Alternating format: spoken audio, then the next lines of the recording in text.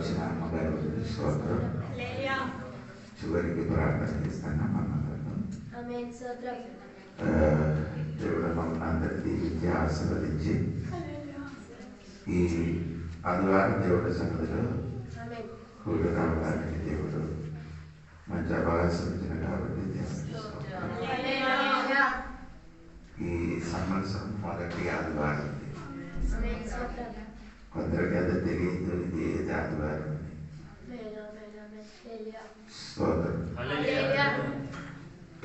First impression అంటే best impression అంటే దేవునికి స్తోత్రం. ఈ సంవత్సరం మొదటి ఆదివారం ఎలాగ వస్తున్నారు, కడవటి ఆదివారం మనకు అలాగే తెలియదు.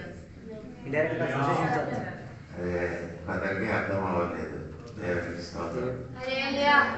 ఆదివారం అంటే ఇలాగండి ఈ మొదటి రోజు అనేది ఏం చేసుకున్నారు.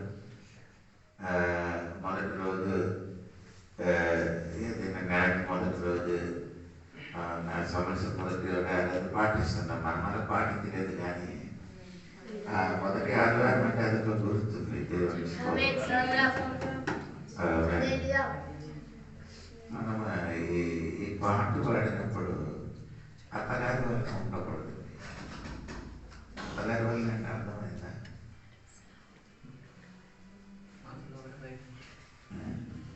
అర్థమైంది.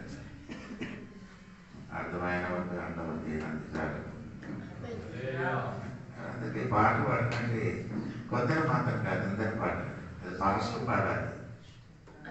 లేదా బొమ్మను కూర్చోడానికి కాదు, ఫాస్ట్ పాడాలి, విశ్వాసం పాడాలి, అందరూ పాడాలి. ఆరాధనకి వచ్చిన ఉద్దేశం ఏంటంటే ఇదందరూ కలిసి పాడి పాడితే అదొకటి నేను దేవునికి స్తోత్రం. పదనుకున్నా నేను ఇలా పాడకుండా ఇలా కూర్చున్నాను. నీ పాడకుండా మనం నీ గౌరవం పాడాలి. దేవునికి స్తోత్రం. పాడవాడుకున్నాను ఎలా ఆరాధన చేయడం. అందుకని నీ పాట పాడడానికి వచ్చిన వాళ్ళందరూ తెలిసిన మొక్క అయినా కూడా ఏం చేయాలి.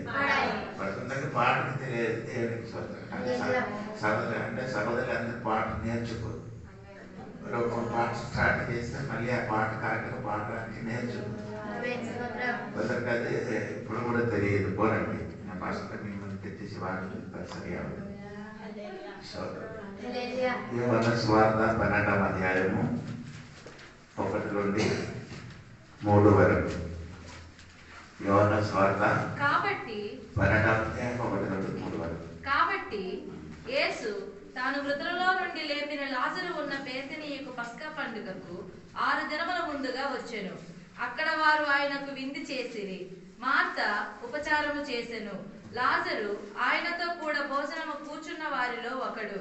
అప్పుడు మరియా మిక్కిలి విలువ గల అచ్చ జటామాంసి అత్తరు ఒక సేరున్నర ఎత్తు తీసుకొని యేసు పాదములకు పూసి తన తల వెంట్రుకలతో ఆయన పాదములు తుడిచెను. ఇల్లు ఆ అత్తరు వాసనతో నిండెను. ఇదే వాక్యం నేను ఒక రోజు చెప్పాను. మీరు చదివినప్పుడు అదే అనుకున్నారు. అయ్యా అదే చెప్తున్నాను. ఏదో ఒక వాక్యం చెప్పినప్పుడు ఒక కొత్త థాట్స్, కొత్త చింత మీకు నేను ఇస్తున్నాను. అందుకని మీరు శ్రద్ధగా ఈ వాక్యము చూడాలి. నేను కొత్త సంవత్సరం చెప్పిన వాక్యం మనకు తెలుసా? కొత్త సంవత్సరంలో ఏ వాక్యం చెప్పారని వాక్యం మనసులో ఉంచండి. దేవునికి స్తోత్రం.